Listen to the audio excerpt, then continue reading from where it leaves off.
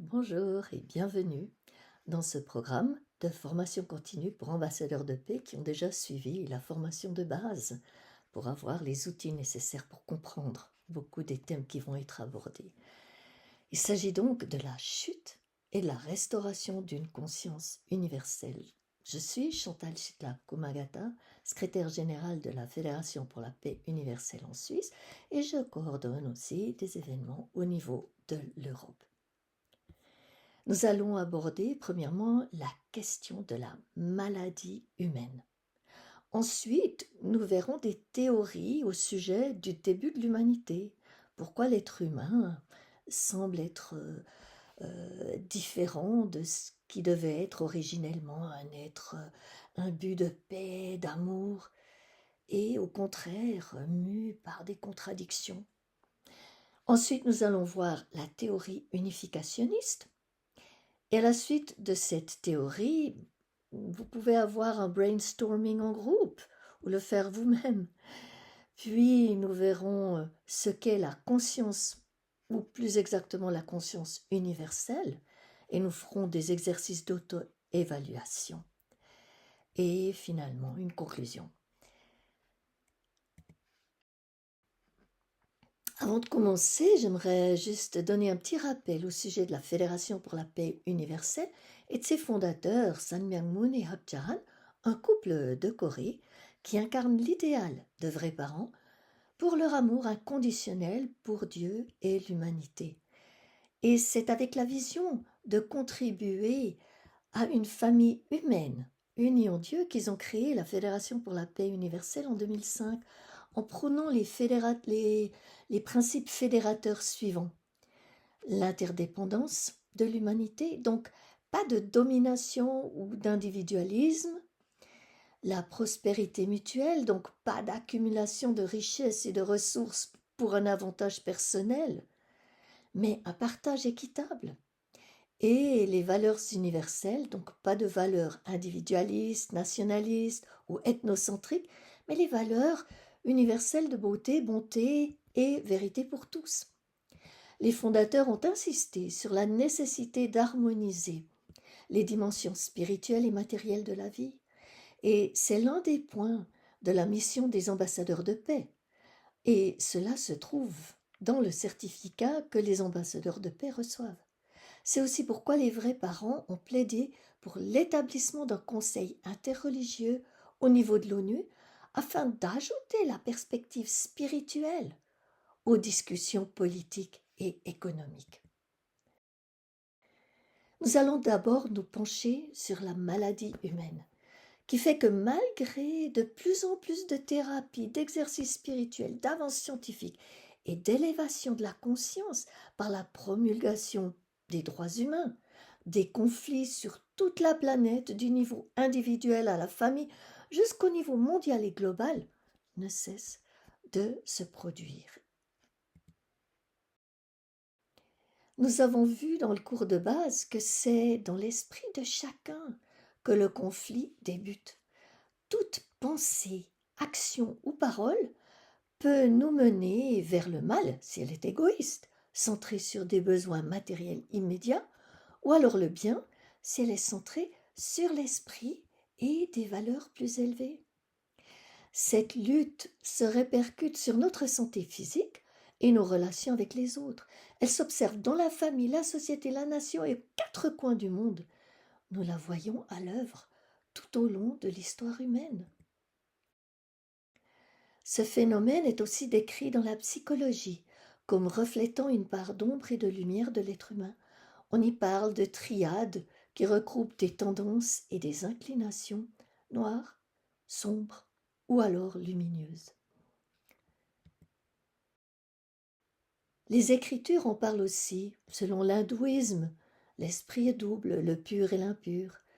La religion amérindienne Mohawk dit « Chaque personne a un cœur bon et un cœur mauvais ». Et dans le christianisme, Paul dit « Je ne fais pas ce que je veux, je fais ce que je hais ». C'est pourquoi l'idéal de paix et de bonheur ne s'est jamais réalisé sur la terre. Les conflits au niveau de l'individu, de la famille, des communautés ethniques et des nations se sont succédés tout au long de l'histoire humaine. Les Nations Unies ont déclaré que le nombre de conflits armés est aujourd'hui le plus élevé depuis la fin de la Seconde Guerre mondiale. On constate que l'humanité dans son ensemble souffre d'un problème fondamental, une nature divisée et contradictoire. L'être humain, pourtant créé par Dieu, au lieu de vivre conformément à sa nature originelle divine, de vivre pour autrui, vit plutôt selon sa nature égoïste. C'est le signe d'une déchéance et d'une immaturité flagrante. Cette nature humaine se caractérise par l'égocentrisme et le désir de satisfaire ses propres besoins. Ce sont des traits qui s'observent quand de petits enfants jouent ensemble. On peut corriger cet égocentrisme en leur apprenant à partager et à s'intéresser aux sentiments des autres, à y être sensible. Mais si l'éducation du cœur et du caractère ne se produisent pas dans la famille, la société, l'enfant ne peut pas se développer spirituellement. Cela mène au mobbing à l'école et plus tard au conflit à tous les niveaux. On pensait que le développement matériel allait conduire au bien-être et au bonheur de l'humanité, mais on constate bien au contraire que plus la société se développe matériellement, et plus le côté spirituel tend à être négligé, ce qui conduit non pas au bonheur, mais à la séparation entre les aspects matériels et spirituels de l'être humain, et donc à la solitude et l'aliénation. Donc, malgré tous les progrès accomplis dans les sociétés dites développées, la tendance est de se sentir aliéné, séparé de l'ensemble, rechercher des boucs émissaires pour son malheur et d'être en proie à des conflits internes et externes. Et c'est le résultat d'un manque flagrant d'amour vrai et de vérité, d'éthique et de morale. Pour cette raison, l'amour qui s'observe autour de nous paraît corrompu, trompeur, égocentrique. Bien des gens ne font plus confiance à personne, ont perdu tout espoir et se referment sur eux-mêmes. D'où cela provient-il donc? Si l'on comprend la cause de cette déviance généralisée, peut-on trouver des moyens de la surmonter? Une maladie ne peut pas être guérie en éliminant juste les symptômes. Il faut trouver la cause de l'origine du problème pour l'éliminer à la source, à la racine. Or, beaucoup utilisent la drogue, l'alcool, la nourriture, une sexualité débridée et même le suicide pour s'échapper du mal-être. Mais quel est l'idéal d'amour que nous percevons dans le cœur depuis la petite enfance, si nous voyons des exemples de couples et de familles harmonieuses? Il s'agit d'un développement progressif du cœur et du caractère. En prenant l'exemple de deux jeunes qui n'ont pas été exposés à la pornographie ou à une éducation sexuelle incitatrice et qui n'ont pas subi d'abus par des tiers, ils ont comme but dans la vie de se développer et de suivre l'exemple de leurs parents, d'un jour se marier et de former une famille. Ils éprouvent l'un pour l'autre un amour fraternel, c'est-à-dire de l'amitié et du respect. S'ils ressentent une attirance sexuelle, ils comprennent qu'ils peuvent l'apprécier sans devoir la consommer. C'est possible s'ils ont développé un cœur filial et fraternel dans leur famille. Un jour, ils consentent alors tous deux à recevoir la bénédiction de leurs parents, à se marier et à s'unir sexuellement pour la première fois de la vie. Ils ouvrent ainsi un chapitre où tout est nouveau, une nouvelle relation, celle d'époux, une page blanche, intime, à écrire au fil du temps. C'est ce qu'on peut considérer comme une sexualité originelle, sans perversion et sans domination de l'un sur l'autre. Ils développent leur cœur parental envers leurs enfants et ceux des autres et savent pertinemment que l'amour conjugal qui contient l'amour sexuel est exclusif et que de maintenir la fidélité est le seul moyen de faire de leur mariage une création durable. Une famille qui arrive à maintenir l'amour vivant dans le couple et une relation harmonieuse avec les enfants ainsi qu'avec le voisinage représente une école de l'amour vrai. Cette famille peut exercer une influence positive sur la société, la nation et le monde. On s'imagine que si le monde est constitué de telles familles, les violeurs et les dictateurs ne verront plus le jour. Au contraire, les personnes au caractère fort deviendront des leaders au grand cœur, capables d'inspirer des foules avec des projets au bénéfice de la population. Mais sont-ils vraiment certains qu'ils ne se laisseront pas tenter? Ce genre d'exemple reste très rare, car même s'ils vivent conformément à des valeurs universelles et s'engagent pour contribuer à une société durable et prospère, dans le monde déchu, ils sont entourés de personnes qui demeurent immatures, narcissiques. Vous connaissez le Me Too? Eh bien, ce mouvement a révélé l'horreur de l'amour corrompu dans le domaine de la sexualité. Une situation qui en fait existe depuis des millénaires, mais est restée taboue jusqu'à récemment à cause de la honte. Les médias nous rapportent des cas invraisemblables de violence sur des enfants et des femmes. Un prédateur sans valeurs universelles et sans compassion ne se préoccupe pas des conséquences de ses actions sur les autres. Satisfaire ses besoins personnels est vital. La recherche de sa valeur passe par la dévalorisation et l'exploitation des autres. Il se sent bien seulement quand il domine les autres. Détruire leur bonheur lui donne un sentiment de puissance et la satisfaction de ne pas être seul à souffrir. Séduire une jeune fille est d'autant plus gratifiant que cela lui donne en plus un plaisir sexuel. Si elle est suffisamment mature et indépendante, elle le rejettera ou le dénoncera à la justice. Mais si elle est naïve et en plus à la recherche de valeurs, elle cédera à ses avances pleines de promesses, pensant aux avantages que ça lui rapportera, à la possibilité d'avoir une belle vie, pardon. Et vu la différence d'âge et de position, vu la violence avec laquelle ce prédateur profite d'elle, on peut dire que c'est un viol. Quoi qu'il en soit, elle perd son innocence, se sent effrayée et honteuse, salie, traumatisée, en quête de pardon, même si elle s'est défendue. La société la blâmera pour avoir séduit et tenté l'homme. Elle finira peut-être par surmonter le traumatisme si elle demande de l'aide à des adultes experts en la matière. Mais si elle n'a personne à qui parler, elle risque de se transformer elle-même en séductrice envers autrui, comme pour relativiser l'horreur de l'acte qu'elle a vécu et oublier qu'elle en a été victime elle-même. L'autre jeune risque aussi d'y perdre son innocence et ses valeurs. Comment éviter ce cercle vicieux? Ceci se produit dans le monde entier. On entend parler d'inceste pédophile qui s'en prennent à des garçons et des filles innocents. Et pourquoi? C'est comme gravé dans la conscience collective, dans la mémoire cellulaire des êtres humains depuis la nuit des temps. La perversion humaine est une déviance telle qu'une personne n'arrive pas à se contrôler. C'est plus fort qu'elle.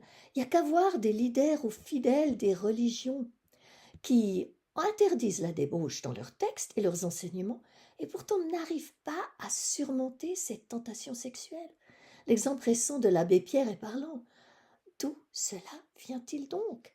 Si l'on comprend la cause de cette déviance généralisée, il sera possible de trouver le moyen de la surmonter, d'y remédier. Et nous arrivons aux questions de cette première session.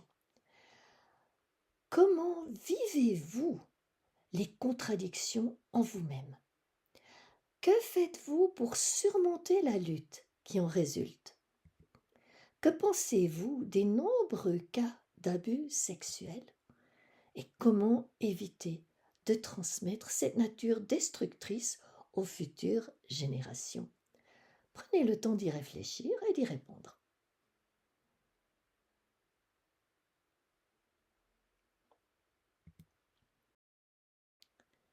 Nous allons maintenant aborder quelques théories qui tente d'expliquer la condition contradictoire et la déchéance de l'humanité. On vient de voir un exemple de corruption de l'amour. Est-ce que la contradiction de vouloir faire le bien et d'agir contrairement est génétiquement ancrée en nous? Si elle est intrinsèque à l'homme, il n'y a pas d'espoir d'en guérir. Il faut accepter cette condition et s'en accommoder. Mais si au contraire, c'est une déformation qui a été causée par une erreur à l'origine de l'humanité, alors comment la guérir? Le seul moyen est de découvrir ce qui s'est vraiment produit, prendre le chemin inverse et restaurer l'humanité à sa condition d'origine, à la paix et l'amour que nous désirons tous. Tant de questions se posent alors qu'aucune découverte scientifique n'a encore réussi à donner de réponse concluante. Il existe des suppositions, l'intuition sur ce qui a bien pu se produire et pourquoi l'humanité a été menée à la déchéance, par exemple des mythologies comme la boîte de Pandore ou des sources révélées comme le Coran dont on peut comprendre certains faits ou le Pentateuque qui expose une histoire truffée de symboles. Par manque de sources scientifiques, nous allons examiner différentes théories susceptibles d'expliquer l'origine de la contradiction humaine. Dans la mythologie grecque, une femme créée par les dieux, Pandore, douée de beauté, de talents musicaux et de curiosité, ouvre la boîte dont elle savait qu'elle ne devait jamais l'ouvrir. Par curiosité, elle désobéit et tous les maux contenus se répandent dans toute l'humanité avant qu'elle ne la referme. Seule l'espérance reste dans la boîte, car elle est plus lente à réagir. Ce mythe ne donne pas de clé à la restauration de la nature originelle.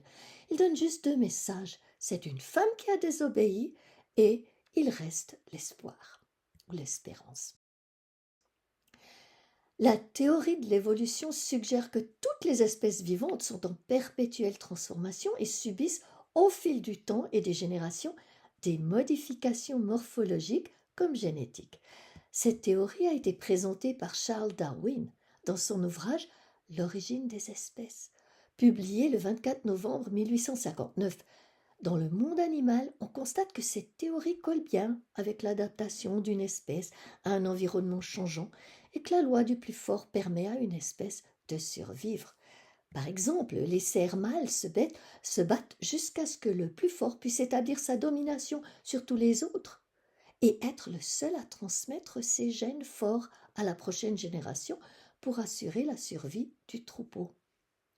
On peut citer l'exemple de l'être humain qui s'est habitué à digérer le lactose dans un environnement où il s'est sédentarisé avec du bétail.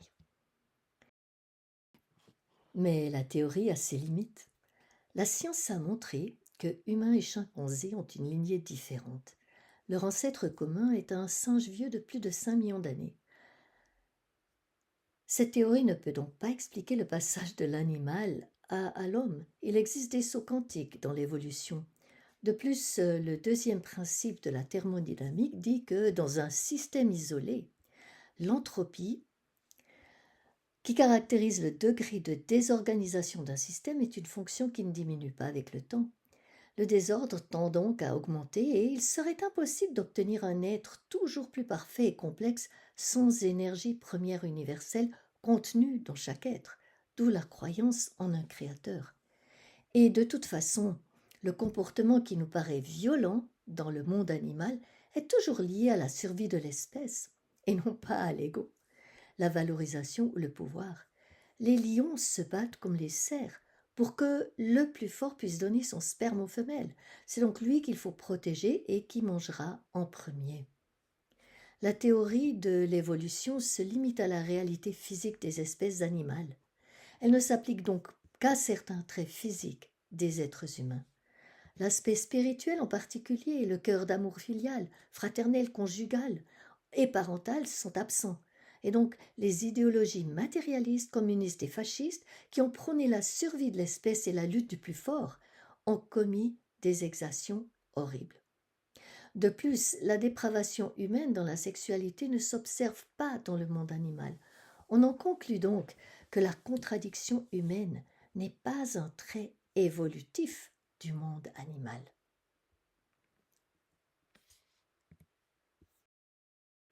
Qu'en est-il des théories révélées de la chute?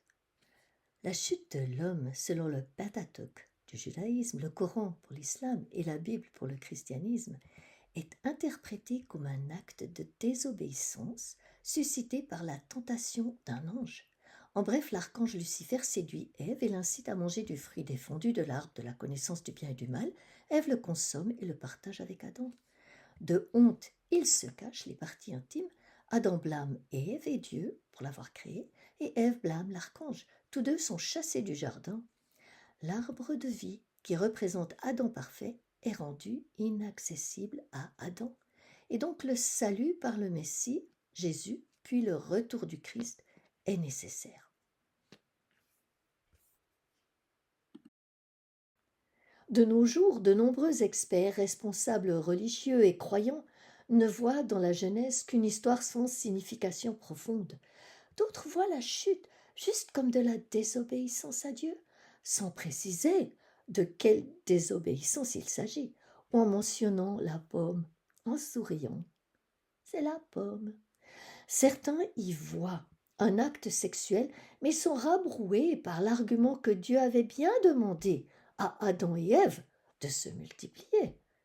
Selon la théologie catholique, la chute a causé la transmission du péché originel de génération en génération. Le secret pour résoudre le problème de la déchéance n'est pas dévoilé. Le baptême sauve l'être humain de l'enfer sans pour autant que ce salut soit transmis aux générations futures. Le Sauveur doit donc revenir. Joseph Smith et les fidèles de l'Église de Jésus-Christ des Saints des Derniers Jours font une autre interprétation de l'histoire de la Genèse.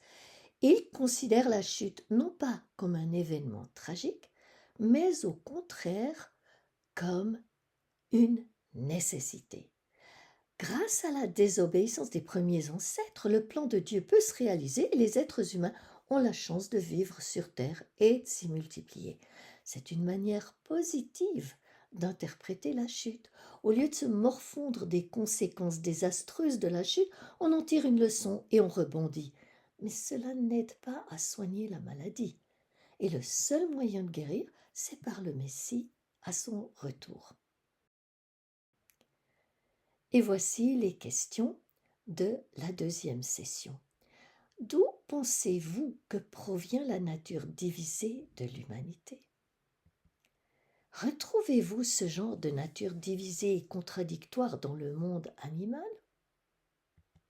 Si vous comparez le pouvoir de l'attirance sexuelle au pouvoir d'une interdiction, quel est, selon vous, le pouvoir le plus fort et le plus difficile à résister? Quelques moments pour y réfléchir.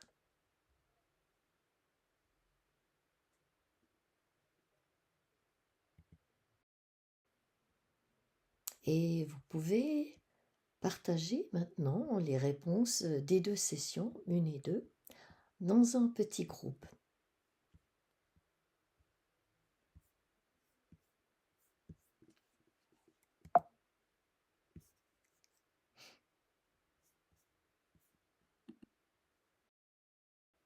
Abordons à présent la théorie unificationniste de la chute.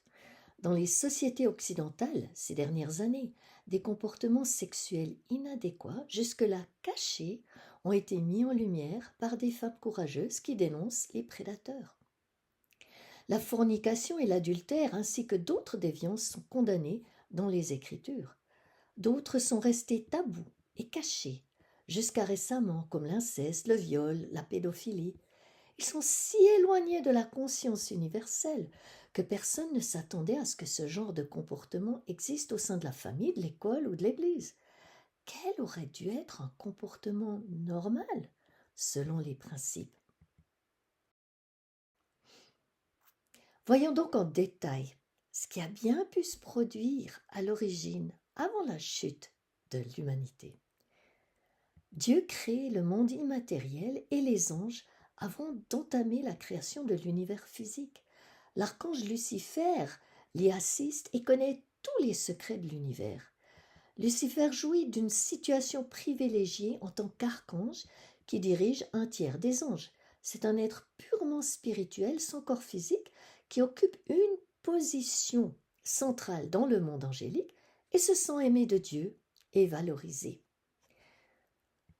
Les premiers ancêtres, traditionnellement appelés Adam et Ève, ce sont les derniers êtres de la création. Ils sont créés à l'image et à la ressemblance de Dieu, comme des êtres physiques et spirituels. Ils reçoivent de Dieu des bénédictions et un commandement. En effet, on lit dans la Bible hébraïque les versets 1, 27 et 28 de la Genèse. Dieu créa l'homme à son image. C'est à l'image de Dieu qu'il le créa. Mâle et femelle furent créés à la fois. Et Dieu les bénit en leur disant, croissez, multipliez, remplissez la terre et soumettez-la. Ces 3 bénédictions sont aussi 3 missions ou directives de vie. Pour les animaux, il n'y a que 2 bénédictions. Il n'est pas mentionné de régner sur la création. De plus, la maturité des animaux se mesure uniquement en traits physiques et capacité de se reproduire. Pour l'être humain, il s'agit en plus de grandir spirituellement et d'assumer la tâche de Seigneur de la création et co-créateur de Dieu. C'est là que réside la différence fondamentale entre humains et animaux. Mais que signifie croître selon la Bible traduite de l'hébreu ou être fécond ou fructifier selon d'autres Bibles? Nous avons vu dans la formation de base 8 points, comme le développement de la personnalité, le sens des responsabilités, la conscience et d'autres points pour arriver à la vraie maturité humaine. C'est particulièrement le développement du cœur qui est au centre du développement de l'être humain. Comme on l'a vu, la famille est la première école de l'amour. Le fait de naître et grandir dans une famille stable et durable a un impact significatif sur le développement du cœur des enfants. Premièrement, le cœur filial envers les parents et les aînés. Plus cette sphère filiale se remplit d'amour reçu par les parents, la famille et la communauté, et plus l'enfant pourra exprimer de l'amour filial déversé de son cœur filial. Naturellement, c'est aussi cette sphère qui pourra ressentir et exprimer l'amour envers Dieu, le parent céleste, une fois adulte. C'est sur cette base qu'il développe son cœur fraternel envers les frères et sœurs, les amis, puis petit à petit envers tous les êtres humains. Et le développement de ces 2 sphères du cœur représente le degré de maturité conforme à la Genèse 28 au niveau individuel. Cette définition de la maturité correspond au commandement de Jésus. Tu aimeras le Seigneur ton Dieu de tout ton cœur, de toute ton âme et de toute ta pensée et de toute ta force, pour l'amour filial. Et tu aimeras ton prochain comme toi-même, pour l'amour fraternel. Et aussi en conformité avec le premier article de la Déclaration universelle des droits de l'homme. Tous les êtres humains naissent libres et égaux en dignité et en droit pour l'amour filial.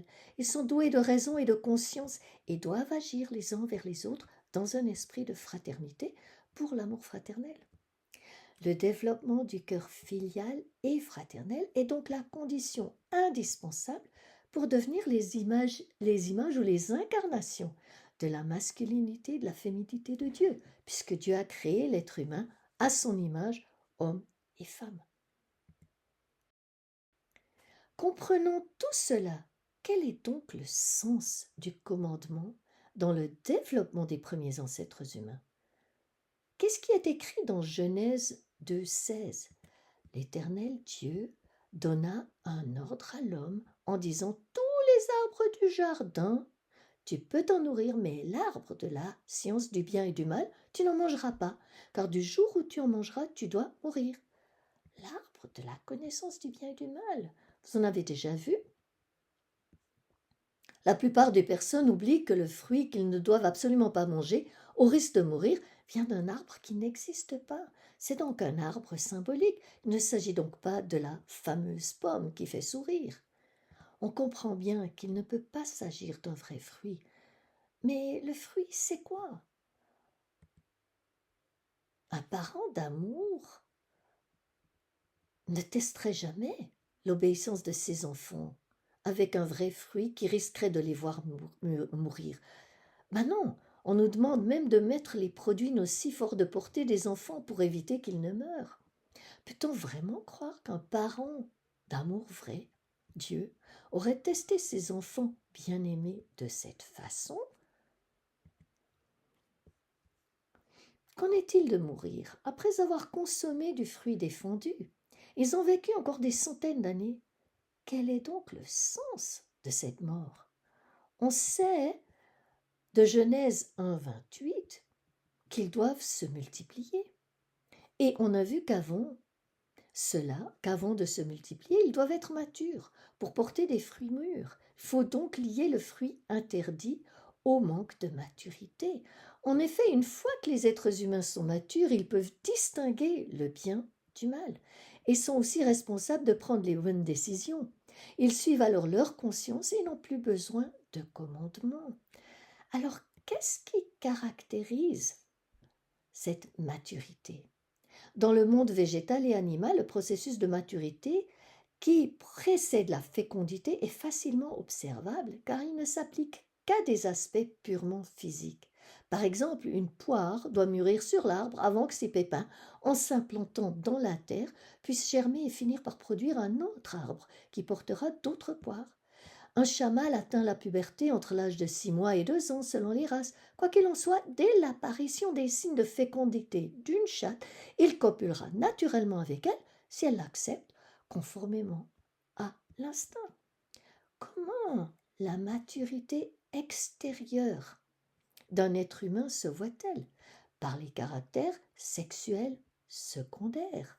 Mais alors, c'est bien la maturité spirituelle qui est essentielle pour que les êtres humains puissent distinguer le bien du mal et faire le choix d'éviter de chuter et de mourir. De toutes les questions précédentes, la théorie unificationniste de la chute déduit ainsi le sens du commandement. Contrairement à tous les autres êtres de la création, les êtres humains dotés d'un esprit divin doivent obéir à un commandement jusqu'à la maturité spirituelle complète. Cela veut dire que malgré l'apparition des règles chez les filles ou d'érections chez les garçons, il leur est demandé de surmonter le cri du corps physique, de l'instinct de s'unir sexuellement et de se jeter sur l'autre. Or, s'abstenir de suivre la pulsion sexuelle demande d'un côté la connaissance de la vérité. Nous sommes différents des animaux et l'idéal de Dieu, c'est que chaque personne devienne le temple de Dieu. De l'autre côté, cela demande une grande maîtrise de soi. Le commandement est donc de s'abstenir de l'acte sexuel jusqu'à la maturité spirituelle, en plus de la maturité physique, et de recevoir alors la bénédiction en mariage de Dieu. Pourquoi? Pour que chaque partenaire devienne un temple de Dieu, masculin ou féminin, avant de s'unir par l'amour sexuel et ne plus faire qu'un avec Dieu au centre de leur union.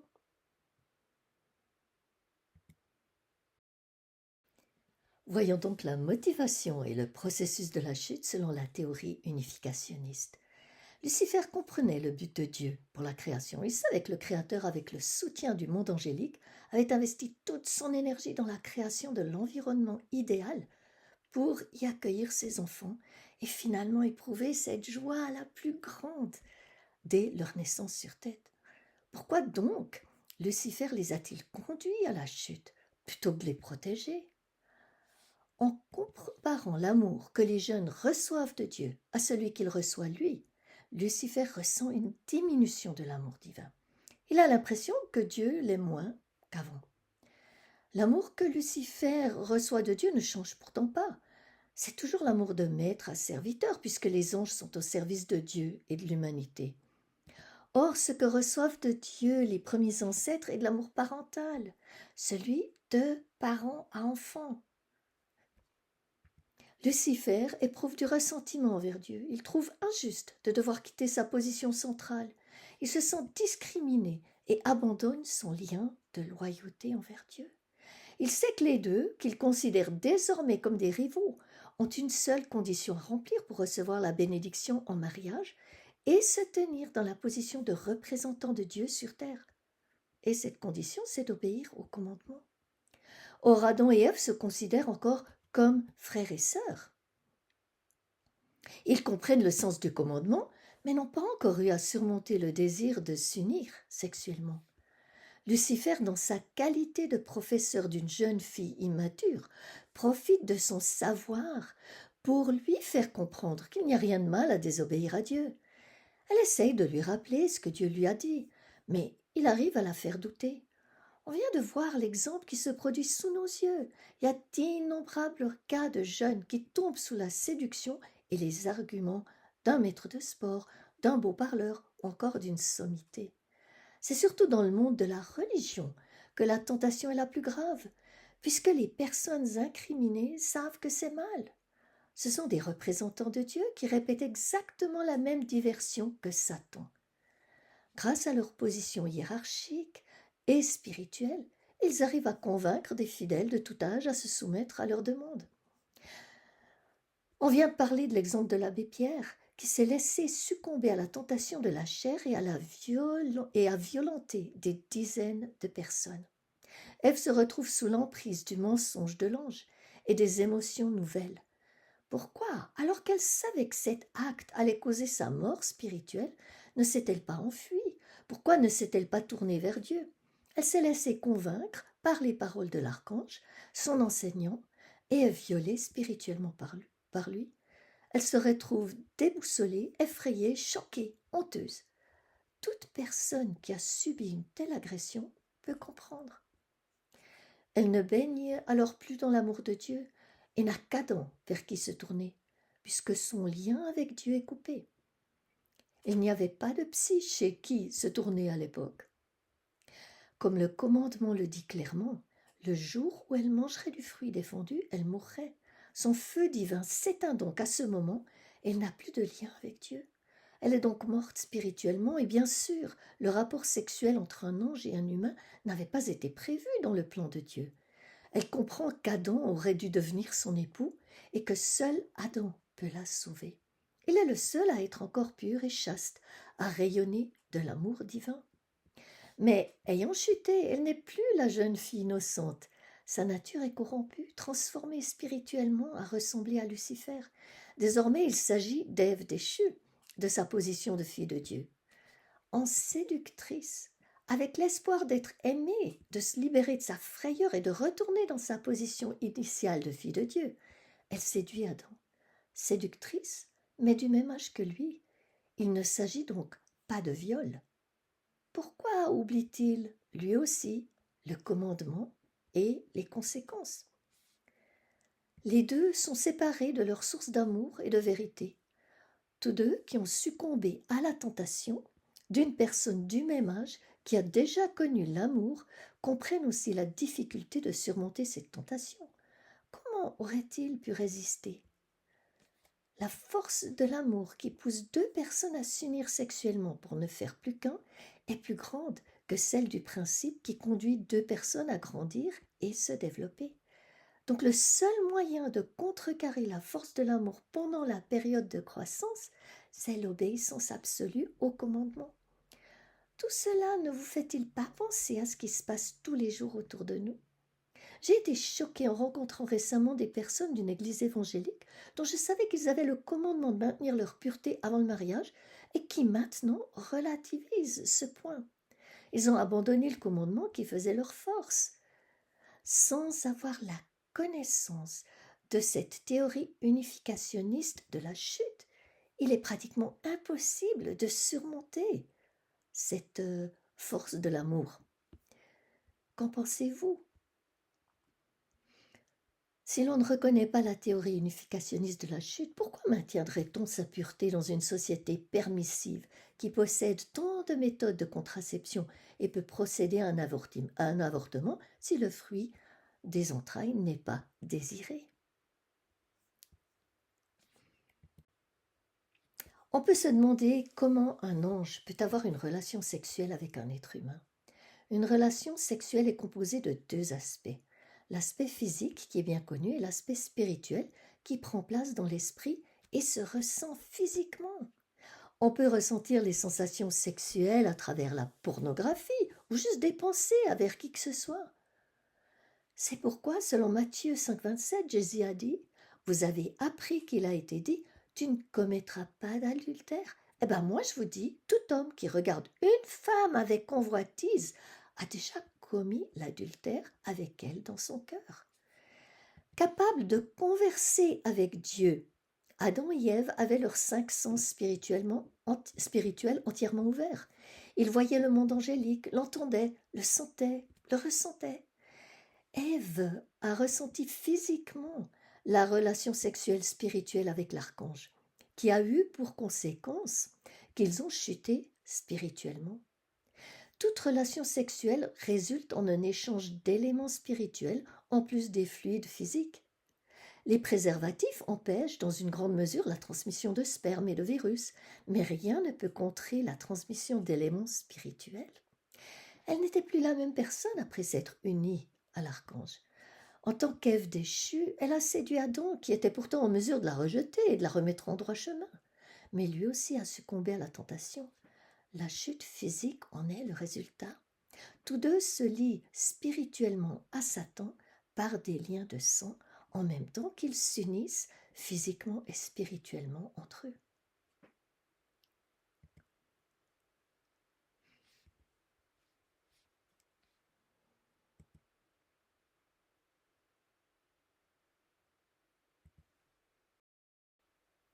Les paroles de Jésus « Vous êtes du diable votre père et vous voulez accomplir ses désirs » dans Jean 8, 44 indiquent que le diable est le père de l'humanité et que ce monde est sous l'emprise du mal.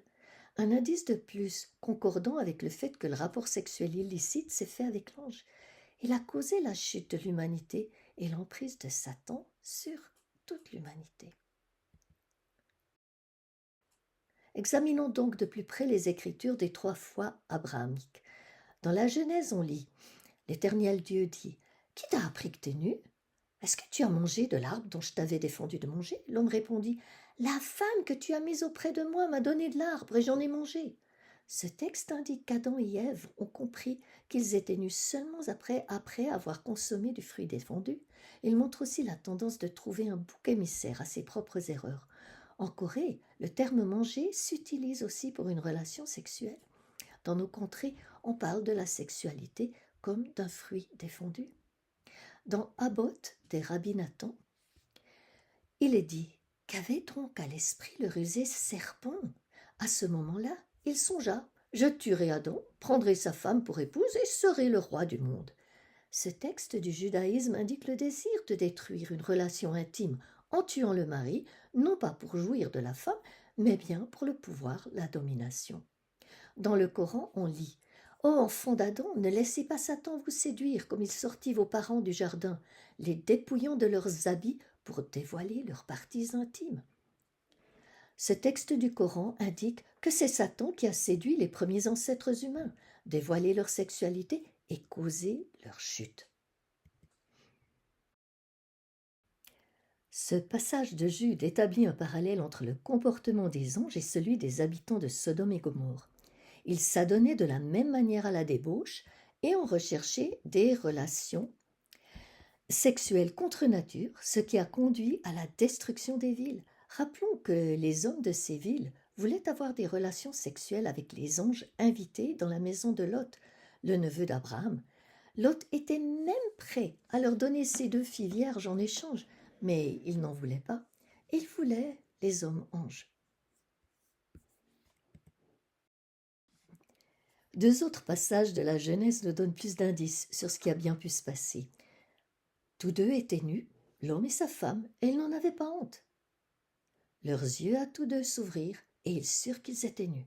Ayant cousu des feuilles de figuier, ils s'en firent des pagnes. Pour soutenir ce point, voici encore différents textes des Écritures sur ce qui est considéré illégitime dans la sexualité. Mieux vaut mourir que de se livrer à un plaisir charnel interdit dans le jaïnisme. aller vers la femme d'autrui, c'est déterrer les racines même de la vie dans le bouddhisme. Ne vous approchez pas d'une relation sexuelle illégitime, car c'est un acte vil et honteux qui ouvre la voie à d'autres maux. Le Coran dit que cet acte ouvre la voie à d'autres méfaits et donc est reconnu comme l'origine des péchés. Paul a écrit aux Corinthiens, fuyez la fornication. Tout péché que l'homme peut commettre est extérieur à son corps. Celui qui fornique, lui, pêche contre son propre corps.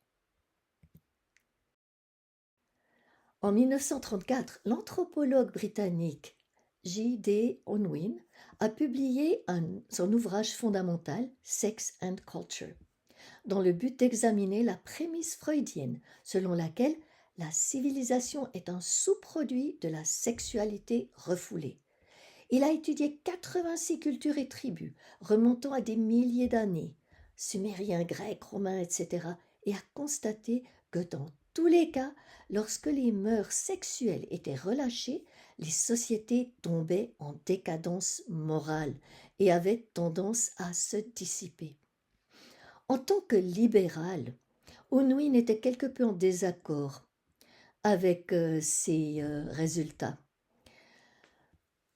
Mais dans l'esprit de l'intégrité anthropologique, il a tout de même publié ses résultats. Il a écrit « Dans les annales de l'humanité, il n'existe aucun exemple de société qui conserve son énergie après qu'une nouvelle génération a hérité d'une tradition qui n'insiste pas sur la continence prénuptiale et postnuptiale. » Ces recherches corroborent l'affirmation de saint Augustin selon laquelle les peuples et les nations échouent parce qu'ils choisissent d'aimer les mauvaises choses.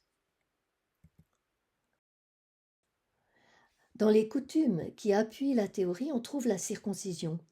Dans Genèse 17, 9 à 11, il est écrit, Dieu dit à Abraham, « Toi, tu garderas mon alliance, et après toi les générations qui descendront de toi. Voici mon alliance que vous garderez entre moi et vous, c'est-à-dire ta descendance après toi. Tous vos mâles seront circoncis. Vous aurez la chair de votre prépuce circoncise, ce qui deviendra le signe de l'alliance entre moi et vous. » Pourquoi Dieu demande-t-il à Abraham de circoncire tous les hommes et lui-même? Il le fait au moment où il promet les bénédictions sur Ismaël et annonce la naissance d'Isaac une année plus tard. C'est un signe d'alliance, verser le sang du prépuce. Pourquoi mutiler cet endroit du corps physique? D'autres peuples ont d'autres manières de se mutiler. Pourquoi encore tant de peuples d'Afrique procèdent à l'excision des femmes?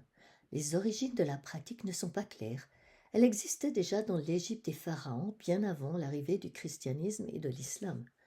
Pourquoi une telle mutilation alors qu'aucun texte religieux ne parle de mutilation génitale féminine? Est-ce par tradition, normes sociales, appartenance à une ethnie, pour diminuer la libido de la femme? Est-ce une considération esthétique ou bien une mutilation d'absolution?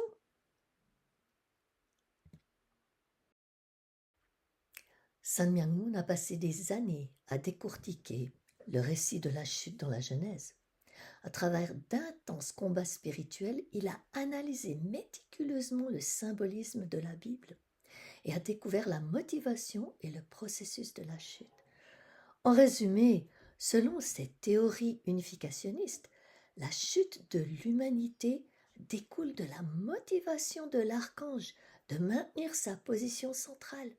Il tente donc les premiers ancêtres humains, à peine pubères, à désobéir au commandement. C'est la seule chose susceptible de les faire chuter. L'archange Lucifer séduit donc Ève et la viole. Puis c'est Adam qui se laisse séduire par une Ève corrompue. Tous deux sont séparés de l'amour de Dieu. Ils meurent spirituellement. Le Christ, à son retour, et la fille unique de Dieu ont la mission de restaurer la position d'origine des êtres humains. Les 5 étapes de la bénédiction des vrais parents inversent le processus de la chute et permettent de relier chaque couple et ses descendants au lignage originel de Dieu. Nous allons maintenant passer au brainstorming sur la théorie unificationniste de la chute. Vous serez répartis en groupes pour échanger vos opinions librement. La liberté de religion et de croyance est un droit fondamental. Il ne s'agit ni d'imposer son point de vue, ni d'adopter une croyance aveuglément. La discussion doit permettre de se poser les questions, de réfléchir et d'avancer dans la compréhension d'un point de vue de plus en plus global. Selon la théorie unificationniste, l'archange en manque d'amour est désireux de maintenir sa position tant que les premiers ancêtres humains à désobéir au commandement. C'est le seul moyen de les faire chuter. Lucifer séduit Ève et la viole. Puis c'est Adam qui se laisse séduire par une Ève déjà corrompue. Ces relations sexuelles illicites les séparent de l'amour de Dieu et tous deux meurent spirituellement. Le lignage satanique apparaît alors dans la création. Choisissez donc une personne du groupe qui partagera en plénière la conclusion de vos discussions sur les questions suivantes. Cette théorie de la chute se reflète-t-elle dans la société ? Que se passerait-il si elle était comprise et enseignée naturellement dans la famille, dans la société, dans le monde ? Partageriez-vous cette théorie avec d'autres personnes ?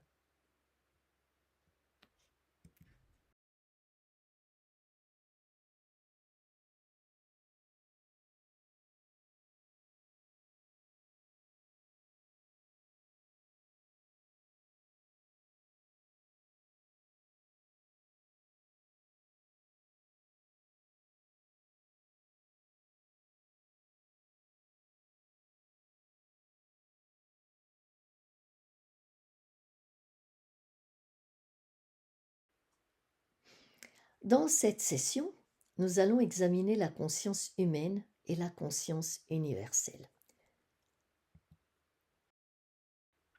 Pour comprendre le terme conscience, prenons quelques textes.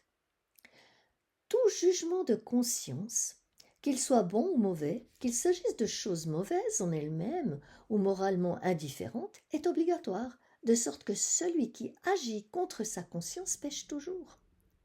Thomas d'Aquin fait allusion au fait que nous avons tous une conscience et que, bien que nous n'ayons pas la même définition du bien et du mal, la conscience agit comme un juge et nous fait nous sentir mal lorsque nous agissons contre elle, ce qui s'appelle péché. Cela veut dire que la conscience ressent le bien et le mal selon une norme morale relative et non absolue. Pour les purs, tout est pur, mais pour les corrompus et les incrédules, rien n'est pur. Leurs esprits et leurs consciences même sont corrompus. Dans sa lettre à Tite, Paul fait allusion au fait que si nous sommes corrompus, nous ne pouvons rien voir de pur. Par exemple, une relation toxique entre une personne pure qui percevra le bien en chacun n'imaginera même pas que l'autre puisse la tromper. De l'autre côté, la personne corrompue projettera sa propre corruption sur la personne pure et l'accusera de tous ses propres défauts. La personne corrompue aura l'impression d'être la bonne personne et la personne pure aura l'impression de ne pas pouvoir aimer suffisamment l'autre. Une certaine personne n'a fait aucune belle action, n'a fait aucune action profitable, n'a donné aucun abri aux timides. Il a fait des actes mauvais, cruels et injustes. À la pensée, je n'ai fait aucune belle action. Il est tourmenté. À la pensée, j'ai fait le mal. Il est tourmenté. Ces deux pensées brûlent la conscience. Le bouddhisme laisse entendre que le fait de ne pas agir du tout ou d'agir de manière malveillante nous donne mauvaise conscience. Cela signifie que pour avoir une bonne conscience, il faut agir, et ce, de manière bienveillante. Personne ne peut m'aider à me réconcilier avec ma conscience. Cela dépend de moi, de chaque individu. Par exemple, si je fais du tort à mon frère, j'aurai honte de m'approcher de lui. Même s'il ne sait pas que je lui ai fait du tort, ma conscience le sait déjà. Parce que je ressens les affres de la conscience, je me tiens à distance, sentant tout le temps que je dois aller le voir et me confesser.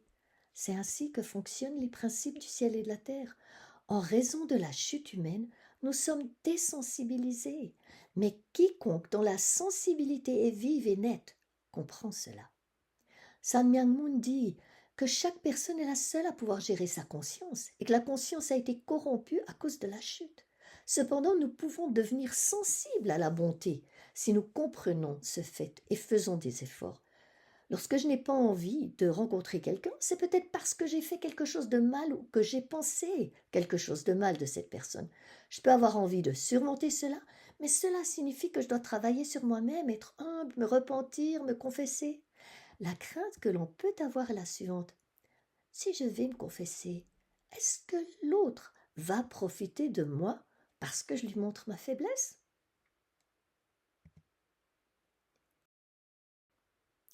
Essayons de comprendre la situation et le rôle de notre conscience par un schéma. Tous les êtres humains, donc chacun de nous, on veut être heureux et éviter d'être malheureux. On éprouve de la joie quand nos désirs sont satisfaits.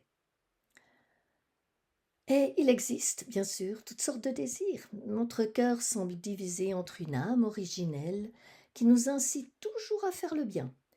Mais plus on aspire à une vie de bonté, plus on constate un tiraillement avec une autre incitation qui provient de ce qu'on peut appeler l'âme déchue et qui pousse vers le mal. Nous avons lu des textes à ce sujet. Les désirs peuvent provenir de pulsions physiques qui servent à maintenir le corps physique en santé.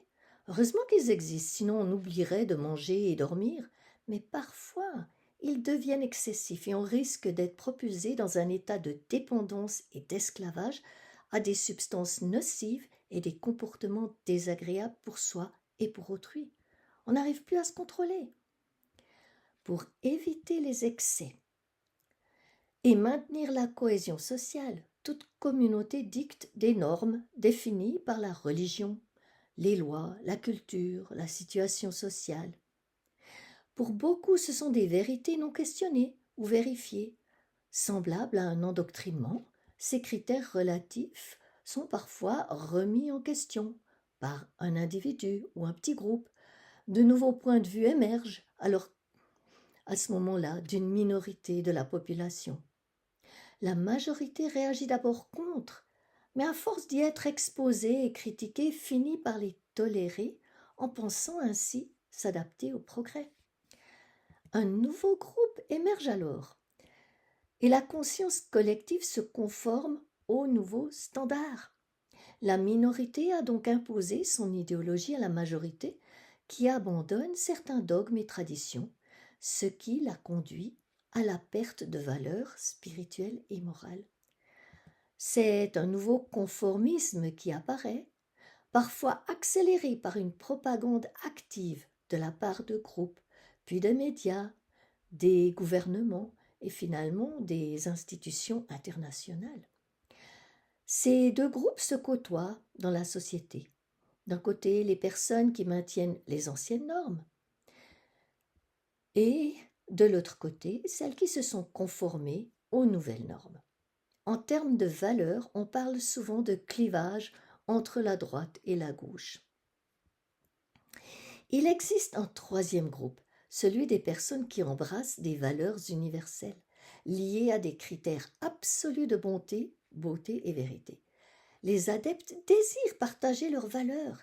Ils s'efforcent de contrer la nouvelle tendance jugée négative et se rallient plutôt au premier groupe, avec lequel ils partagent les valeurs morales, mais rejettent le dogmatisme. Que faire? Leur conscience se retrouve dans une situation de conflit intérieur et extérieur difficile à gérer. Une lutte intérieure se produit. Est-ce que la conscience écoute la voix de l'âme originelle qui demande de s'opposer au conformisme aveugle et d'éviter de rester dans l'endoctrinement passé? Ou alors, est-ce que la conscience écoute l'autre voix? Les personnes sont tiraillées entre les deux. En tant qu'individu, pour apaiser ma conscience, Je peux émettre des justifications. Après tout, c'est vrai, la société doit évoluer et j'ai pas envie de contredire la majorité, ni de passer pour rétrograde, ni de me faire persécuter. Vous voyez ce que je veux dire ici? Certaines personnes ressentent encore d'autres influences, comme celles de bons esprits, d'êtres qui ont vécu des vies consciencieuses, et celles d'esprits de personnes qui ont menti, violé, tué, exploité, abusé de substances nocives, etc. On comprend donc que le travail qui se passe à l'intérieur de soi est extrêmement ardu et demande des efforts considérables pour ne pas sombrer dans la folie ou la résignation. C'est là que commence la paix. Si notre conscience est forte et entraînée à écouter la voix de l'âme originelle, on peut être victorieux à l'intérieur de soi. On a alors suffisamment de motivation et de force pour influencer autrui, et le travail d'enseignement et de partage peut se mettre en route.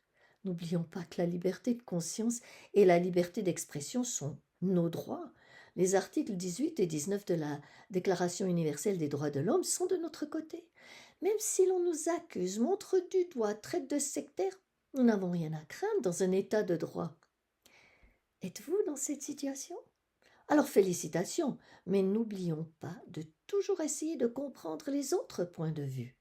Cela nous permet de maintenir la compassion et d'éviter le piège de l'extrémisme. On peut ainsi maintenir la compassion et éviter ce piège de l'extrémisme. Après avoir entendu la théorie unificationniste de la chute, notre conscience est encore plus apte à détecter les pièges et les tentations. C'est une victoire de plus dans notre cheminement de retour vers l'idéal de la création et la paix. Plus nous parvenons à saisir pas à pas la vérité, plus nous ressentons de l'amour pour notre prochain et plus nous sommes rassurés que notre conscience se développe jusqu'à devenir une conscience qui tient compte des autres, de l'environnement et même de Dieu. Et c'est une conscience universelle. C'est dans cette optique que Madame Hakhtaran, cofondatrice de la FFPU, a organisé des rassemblements. La paix commence avec moi dans le monde entier. À chaque événement, elle transmet le message d'espoir que le Créateur a mené une providence pour rétablir l'humanité dans sa position légitime d'origine. Madame Hakhtaran explique la providence de Dieu comme le processus de recréation de la lignée de Dieu qui mène à la restauration de la conscience universelle. Parce qu'Adam et Ève ont manqué à leur responsabilité d'obéir au commandement, ils ont initié une lignée déchue, avec pour conséquence que toute l'humanité porte les stigmates de la sexualité illicite et les archétypes de conflit, de Caïn et Abel. C'est pourquoi Jésus est venu en tant que deuxième Adam et fils unique de Dieu. Mais il n'a pas été compris et a été crucifié. Par conséquent, la deuxième Ève n'a pas pu apparaître à l'époque. Cependant, à la Pentecôte, 10 jours après sa résurrection, le Saint-Esprit est descendu sur les disciples et les apôtres. Jésus et le Saint-Esprit sont devenus les parents spirituels des croyants et ont établi une lignée divine sur le plan spirituel, rendant possible le salut des croyants, le salut spirituel des croyants. Néanmoins, le baptême reste nécessaire pour chaque génération. Jésus avait promis qu'il reviendrait. Il fallait donc que Dieu trouve un homme, le retour du Christ, à qui Jésus puisse confier la poursuite de sa mission de construire le royaume de Dieu. Un homme seul ne peut pas changer une lignée. C'est pourquoi le Christ à son retour doit rencontrer la deuxième Ève, la fille de Dieu, et célébrer avec elle les noces de l'agneau. Alors ensemble, en tant que vrais parents, ils peuvent répandre la bénédiction de Dieu à travers les 5 étapes parcourues par les couples bénis et réaliser avec toute l'humanité l'idéal de paix et de bonheur sur terre, une famille humaine unie en Dieu. Et voici les questions de cette session. Que se passe-t-il lorsque vous agissez contrairement à votre conscience? Comment restaurer la bonne conscience? Que faites-vous quand vous êtes critiqué pour vos opinions différentes? Que pensez-vous du processus de restauration qu'on vient de voir, du lignage originel et de la conscience universelle? Prenez un moment pour y réfléchir.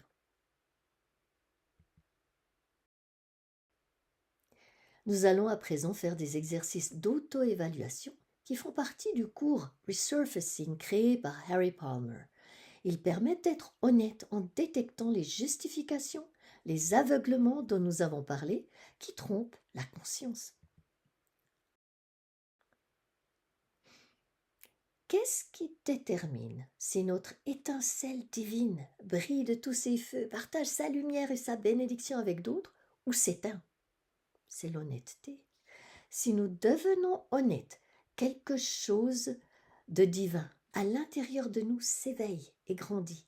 L'équilibre est restauré par un effort sincère de réparer les dommages causés. Les habitudes et les dépendances, maladies et conflits sont surmontables par ce biais. Alors, nous allons voir ces indicateurs d'aveuglement. Énoncez 3 erreurs que vous observez fréquemment chez les autres. Et demandez-vous s'il vous arrive de refuser de reconnaître ces erreurs en vous. Énoncez des actions que vous entreprenez pour persuader quelqu'un de croire certaines choses à votre sujet. Et demandez-vous, mais quelles croyances ou attentes vous font douter de ces choses à votre sujet? Énoncez 3 conflits dans lesquels vous êtes impliqué.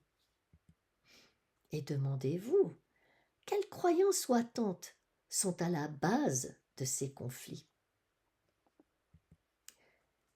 Et citez des noms de personnes ou de groupes dont vous ressentez qu'ils ou elles vous ont abandonné.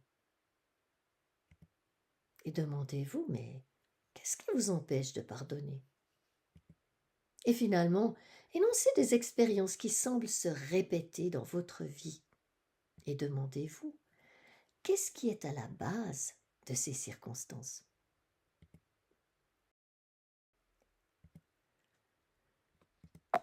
Nous allons faire maintenant un exercice pour restaurer la capacité à ressentir de la compassion pour les gens au lieu de les juger. C'est l'un des moyens de se libérer de l'inimitié et de restaurer notre conscience. Donc il s'agit de choisir une personne avec laquelle vous avez des difficultés en ce moment et de penser à cette personne, puis répéter les phrases que vous entendrez en pensant spécifiquement et profondément à cette personne.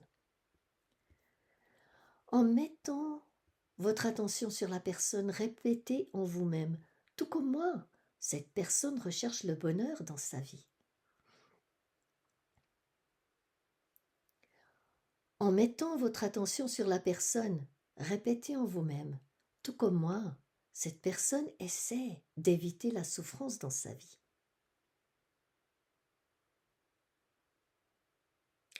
En mettant votre attention sur la personne, répétez en vous-même, tout comme moi, cette personne a connu la tristesse, la solitude et le désespoir. En mettant votre attention sur la personne, répétez en vous-même, tout comme moi, cette personne cherche à satisfaire ses désirs et ses besoins.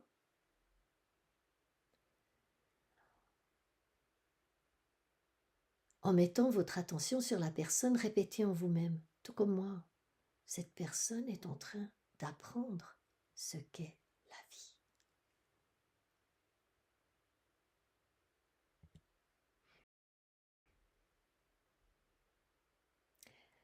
Et voilà, nous arrivons aux remarques finales. Nous avons examiné la maladie humaine, qui est cette contradiction intrinsèque de l'être humain. Puis nous avons présenté quelques théories susceptibles de nous donner les clés de l'origine de cette condition humaine, en passant par la boîte de Pandore, par les différentes théories, des fois abrahamiques, et puis ensuite aussi la théorie de l'évolution. Ensuite, nous avons examiné la théorie unificationniste de la chute, avant d'échanger en groupe à ce sujet. Après la pause, nous avons pu apprécier les feedbacks. Puis nous avons examiné ce qu'est la conscience et comment elle fonctionne, ce que prône la fondatrice de la FPU pour changer la lignée. Et finalement, nous avons fait des exercices mentaux pour réaligner notre conscience avec Dieu et augmenter le degré de compassion. Donc nous avons vu les points suivants. En conclusion, on a compris que le commandement de dominer l'instinct d'accouplement jusqu'à la maturité spirituelle, au contraire des animaux qui s'accouplent à la maturité physique, est une condition que chaque être humain doit remplir pour approfondir son lien avec Dieu et devenir souverain et co-créateur de Dieu. Deuxièmement, puisque les ancêtres humains les premiers ont chuté, le parent céleste Dieu envoie un homme et une femme pour les remplacer et établir un nouveau lignage à travers les 5 étapes de la bénédiction. Troisièmement, chacun est responsable d'aligner sa conscience avec les valeurs universelles et de la suivre dans ses actions. Ainsi, toute l'humanité, indépendamment des langues, ethnies, cultures, religions, peut vivre en paix avec soi-même, les autres et aussi avec l'environnement. Continuation. Au revoir.